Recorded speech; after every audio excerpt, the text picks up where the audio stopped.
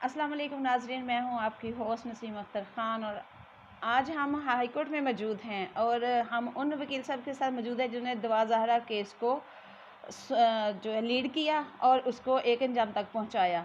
आज हम कान्हा की एक स्टोरी को इनके साथ शेयर करेंगे और मुजरमान कितने बासर हैं, वो क्या कुछ कर सकते हैं और गरीबों को क्या इंसाफ मिलेगा कि नहीं।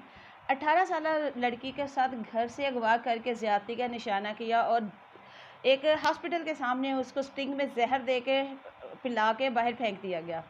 उसकी लाश उठा के पुलिस वालों ने उसके मरने के बाद 2 दिन 1 दिन रखने के बाद वारसीन को बताए बिना ही दफन कर दी और आज तक ना तो उनको दिखाया गया, कब्र सिर्फ दूर से दिखाई गई। इस रोशनी में इस सारे सवालों के जवाब हम वकील साहब से लेंगे। अस्सलाम वालेकुम सर। जी वालेकुम अस्सलाम। सर, एक 18 साल बच्ची को कान्हा से घर सब्जी लेने जाती है और उसको एक औरत वर्गला के ले जाती है और उसको लील के एक गांव में ले जाके 3-4 मर्द उसको सारी रात दरिंदगी का खेल खेलते हैं और सुबह उसको कसूर के एक सरकारी हॉस्पिटल के सामने जहर दे के फेंक दिया जाता है। उसकी लाश जो है वो भी नहीं पता, घर वालों को कुछ पता नहीं है, दफन भी कर दिया जाता है, उनको दिखाया भी नहीं जाता। क्या आप इसके बारे में कहते हैं कि होगा क्या?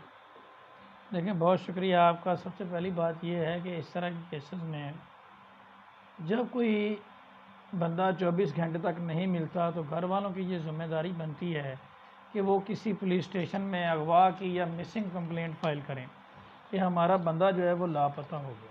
ठीक है, पहले तो ये देखना पड़ेगा कि उन्होंने वो कंप्लेंट फ़ाइल की है या नहीं की। जहर का जो असर है वो काफ़ी देर तक रहता है, जी इवन फॉर लाइफ। जी वो डेड बॉडी के नाखून और हड्डियों, उसका अगर पोस्टमार्टम अभी भी कब्र कुशाई करवा के हो सकता है। जी अगर उसमें डेथ में ये रीज़न आ जाती है कि जहर दिया गया है जी तो फिर इट मीन्स के वो सही कह रहे हैं जी और इस बेस पे इसको सज़ा हो सकती है। जी जिस जो औरत लेके गई जी वो औरत अरेस्ट हुई है, उन्हें तो 2 मुलजिम अरेस्ट करवा भी दिते हैं। जी यही सवाल मैं करने लगी हूँ। ਉਹਦੇ 'ਚ ਹੋਣਾ ਇਹ ਯਾਰ ਕਿ ਮਾਂ ਬਾਪ ਨੂੰ ਜਿਹੜਾ ਨਾ ਇੱਥੇ ਬੱਚੀ ਨਹੀਂ ਮਿਲਾਈ ਗਈ, ਠੀਕ ਹੈ, ਸਿਰ ਦੂਰੋਂ ਵਾਹੀ ਗਿਆ ਤੁਹਾਡੀ ਖਬਰ ਹੈਗੀ ਬਸ ਜੀ। ਇਸਲਾਮ ਕੁਛ ਨਹੀਂ ਜੀ ਦੁਬਾਰਾ ਕਬੂਲ ਸ਼ੇਅਰ ਕਰਨਾ ਕਰ ਸਕਦੇ ਨੇ ਔਰ ਉਹਨੂੰ ਸਜ਼ਾ ਦਿਲਵਾ ਜੀ ਉਹਦੇ ਵਾਸਤੇ। वो जो औरत लेके गई वो अरेस्ट हुई, उस वो मानी कि मैंने फ़लाँ फ़लाँ बंदों को दिया और उन्होंने उसके साथ रेप किया। रेप का पोस्टमार्टम भी मौजूद है जहाँ तक हमें नॉलेज है और उन्होंने फिर कहाँ फेंका वो भी उस औरत ने बताया। वो मुजरिमान अरेस्ट भी हैं, जेल में वो प्रोटोकॉल के साथ रह रहे हैं, थाने में हैं या जेल में हैं, लेकिन वो प्रोटोकॉल के साथ हैं। उनको सुबह वीआईपी खाना आता है, फ्रेश खाना आता है, फ्रेश कपड़े जूते पॉलिश होके आते हैं। जैसे ही इंसान ससुराल में जाता है तो वो मर्द की आवभगत होती है। क्या हमारा कानून इतना अंधा है कि एक बच्ची का पता भी है कि मर्डर हुआ है, ये गरीब लोग हैं, बासर लोग केस पर कितने हावी हैं? देखें, पता क्या बात है, टेक्निकल ग्राउंड पे आके ना लोग केसेस को नुकसान पहुंचाते हैं। बाअसर होना भी एक बात आपकी दुरुस्त है कि कुछ चीज़ों पे असरअंदाज होता है, लेकिन अगर कंप्लेनेंट सही हो या उसका वकील सही हो तो मेरा नहीं ख्याल कि कोई बाअसर शख्स नुकसान पहुंचा सकता है। जिस वक़्त उस लड़की को लावारिस मुद्दत में वहाँ से उठाया गया था उस वक़्त पुलिस ने पोस्टमार्टम करवाया होगा जी और उस वक़्त पोस्टमार्टम करने वाली मेडिकल ऑफिसर ने तमाम तर चीज़ें लिखी होंगी कि इसके साथ ज़्यादती हुई है या नहीं हुई, या इस वक्त डेड बॉडी की कंडीशन क्या थी, इसकी डेड बॉडी पे कोई निशानात थे या नहीं थे। तो अभी भी उन चीज़ों को ऑन रिकॉर्ड लाया जा सकता है। इसके अलावा घर वालों को खुद से कोशिश करनी होती है। ऐसे जो केसेस होते हैं इसको हम कहते हैं ब्लाइंड मर्डर, कोई पता ही नहीं कौन मार गया। ठीक है, अब एक खातून के बयान के ऊपर सारा केस घूम रहा है जो कहती है मैं लेकर गई हूँ, उसका 164 का बयान करवाया जाएगा ताकि वो अपने बयान के बाद में मुकर ना सके। जी पुलिस के सामने बयान की कोई अहमियत नहीं होती जी और 164 का बयान करवाया जाए। फिर अब ये देखा जाएगा कि उस लड़की के कोई कपड़े, कोई चीज़ हो सकता है उन मुल्ज़मान के कब्ज़े में से बरामद हो जाए, जिससे ये चीज़ फिर उसके मोबाइल की CDR लोकेशन उस मुल्ज़मान की जहाँ से डेड बॉडी मिली उस वक़्त रात के किसी भी टाइम उनकी कोई लोकेशन वहाँ पे आई है। इट मीन्स इससे ये सारी चीज़ें साबित होंगी कि ये मुल्ज़मान का तल्लुक़ उस नाश से कुछ ना कुछ है। फिर जिस टाइम पे लड़की लापता आई है उस टाइम की उस खातून की CDR ये सारी चीज़ें निकलवानी पड़ेंगी और बहुत सारी चीज़ें हैं। तो अभी भी ये केस सीधा हो सकता है, लेकिन इस तरह के केसेस, ये कोई मोबाइल चोरी का केस नहीं है, जी ये एक ब्लाइंड मर्डर है और कत्ल का मुकदमा है, जी एक अंधा कत्ल है। और जी इसको ज़िंदा करने के लिए ऐसे ही है जैसे किसी मुर्दे में जान डालनी है जी और उसने उठ के कहना है कि मुझे इस तरह से कत्ल किया गया है, जी ठीक है, कोई और विटनेस नहीं है, ठीक है। तो मुर्दे को दोबारा ज़िंदा करने के लिए, उससे बयान दिलवाने के लिए कोशिश उतनी ही करनी पड़ती है जी जितनी, अगर घर वाले, मोस्टली मुझे इस बात का बहुत दुख होता है और कुछ लोगों को मेरी बात बुरी भी लगती है, जी लेकिन हमें, क्योंकि मैं अदालतों में रहते हूँ, घर वाले कुछ करते नहीं हैं और जी बाद में कहते हैं जी सानू इंसाफ नहीं मिला। जी इंसाफ किस तरह मिलेगा? जी जज क्या आपके घर में आकर कहेगा कि ਤੁਹਾਡੇ ਨਾਲ ज्यादती होगी, ऐसी तान इंसाफ नहीं। नहीं आपको खुद से, जिस माँ की बेटी घर से चली जाए, जी उसका तो दिल उसे बताता है कि उसकी बेटी को मर्डर कर दिया है, उसे कैसे नींद आ सकती है?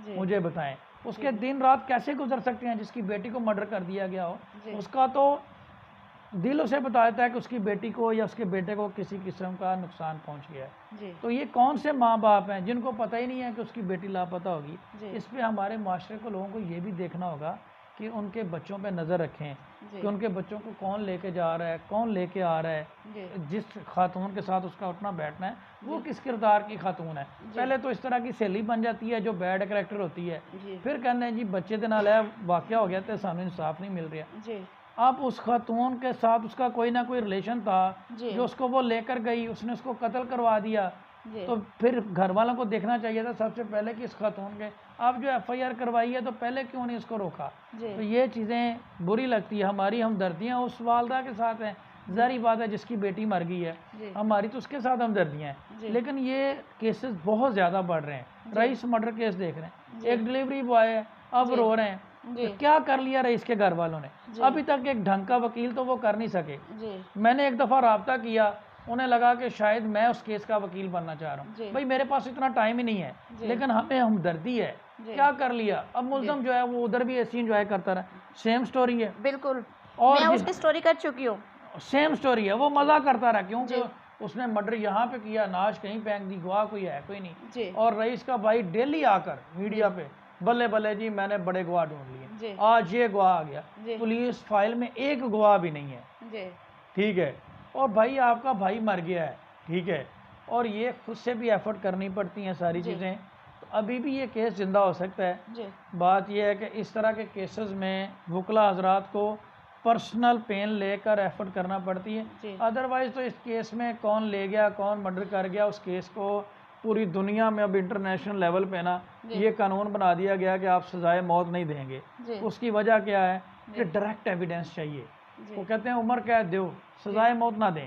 जी अब सजाए मौत करवाने के लिए आपको पुख्ता सबूत लाने पड़ते हैं, जी ये आपकी जिम्मेदारी है। जी तो ये है कि उसके लिए फिर आपको कोशिश करनी पड़ती है, अभी भी वो कोशिश करें, पोस्टमार्टम की डिटेल निकलवाएं, सीडीआर निकलवाएं। जी अगर कोई पुलिस ऑफिसर कोशिश नहीं करता है, एसपी को एप्लीकेशन दें, आईजी को दें। जी। यहाँ पे एक खातून बैठी हुई है, माफिया के वकील के खिलाफ जंग की है ना, जी उसकी आज बेल हाई कोर्ट से खारिज हुई है ना, जी ठीक है। अगर जी। वो वकील इतना बड़ा होता, उसकी बेल ना खारिज होती, जी अदालत कहती कि जी साडा वकील है, ऐसी बेल नहीं खारिज करनी, जी लेकिन उसका बाप वकील था, अदालत ने उसको जेल में जाने का ऑर्डर किया है ना। जी। क्यों किया है कि इस खातून ने टाइम से अपना मेडिकल करवाया है, जी टाइम से अपना निकाहनामा चैलेंज किया है, जी अगर उसने कोई दावा किया उसको वाच किया जी। है और उसको अदालत का हिस्सा बनाया और बताया अदालत को कि जनाब मेरे साथ ये ज्यादती हुई है और मैंने इसके लिए ये कोशिश की है। अगर ये आंखें बंद करके सो जाती जी और ये इसको पता ही ना होता कि कोई जैक्टिटेशन ऑफ मैरिज का दावा फाइल हुआ है, जी तो क्या अदालत ने बेल खारिज कर देनी थी? जी नहीं थी उन्हें।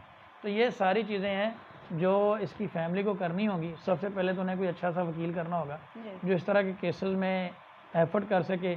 और एक सीधा सा सच है, पुलिस अपने आप से कुछ नहीं कर सकती।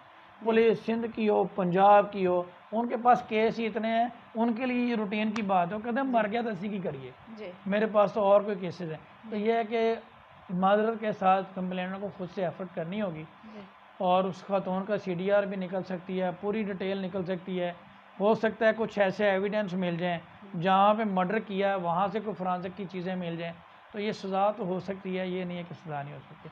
लेकिन कोशिश करनी पड़ेगी। जी नाजरीन, हमने छोटी सी एफर्ट की है कि रेप के केस या आपके आसपास कोई ऐसा जुर्म होता है जिसमें आपकी हम मदद कर सकते हैं, तो हमारे दिए गए कॉन्टेक्ट नंबर से आप हमारे साथ रब्ता कर सकते हैं। वकला की खिदमात भी हमारे पास अवेलेबल हैं, हम आपको अच्छे वकील भी प्रोवाइड कर सकते हैं और हम आपके केस में आपका बाजू भी बन सकते हैं। इसी के साथ दीजिएगा नसीम अख्तर खान को इजाज़त, फिर मिलेंगे एक नई स्टोरी के साथ और इंशाल्लाह आपकी मदद करने के लिए। तो इस वीडियो को वायरल बनाना और सक्सेसफुल बनाना आपकी ज़िम्मेदारी है। कमेंट्स बॉक्स में जाकर ज़रूर बताइएगा।